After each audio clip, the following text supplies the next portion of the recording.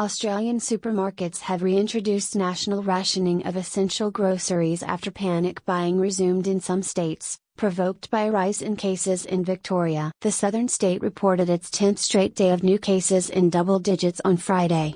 30 new cases were reported after what Premier Daniel Andrews called a suburban testing blitz in hotspot suburbs, involving ambulances and mobile test centers. In response to panic buying, which earlier in the pandemic saw shelves emptied of toilet paper, pasta, disinfectant and other staples, the Woolworths grocery store chain announced it would reintroduce countrywide buying limits on toilet paper. Woolworths initially brought in limits in Victoria alone on Wednesday. Customers were restricted to just 2 items of toilet paper, hand sanitizer, paper towel, flour, sugar, pasta, mince, long-life milk, eggs and rice. Coles, another supermarket chain, also brought in limits on buying hand sanitizer, flour, eggs, other groceries and toilet paper. Despite the spike in infections, Australia's Prime Minister Scott Morrison said on Friday he would stick with plans to further ease coronavirus restrictions. There will be outbreaks and what matters is that we continue to build our capability to deal with those outbreaks, Morrison told a media briefing in Canberra. Meanwhile, new cases continued to surge above 30,000 a day in Brazil and the United States. Brazil confirmed 39,483 coronavirus cases on Thursday, bringing the national total to 1,228,114 known infections. The number of deaths in the country is nearing 55,000, with 54,971 fatalities confirmed. In the U.S., at least 27 states reported increases in the number of daily cases being recorded. Texas confirmed a record 5,996 new coronavirus cases on Thursday, just one day after beating its previous record with Wednesday's 5,551 cases, causing Texas Republican Governor Greg Abbott to put a hold on any further steps to reopen.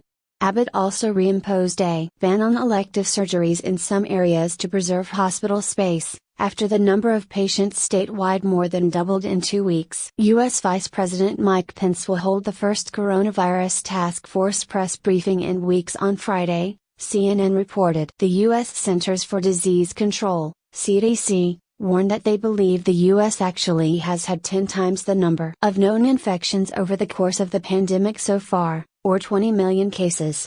The CDC warned that there was a risk of apocalyptic infection in major cities. In a Fox News town hall on Tuesday, U.S. President Donald Trump repeated claims that U.S. cases were higher as a result of more testing, comparing the situation in the U.S. to that in Germany, and saying Germany had much lower testing. Germany performs 65 tests per 1,000 people, while in the U.S. it is 86. However, in the U.S., 8.2% of tests are returned positive, while in Germany that figure is 3.5%. The confirmed cases per million people in the U.S. are 7,194.39 versus 2,292.55 in Germany.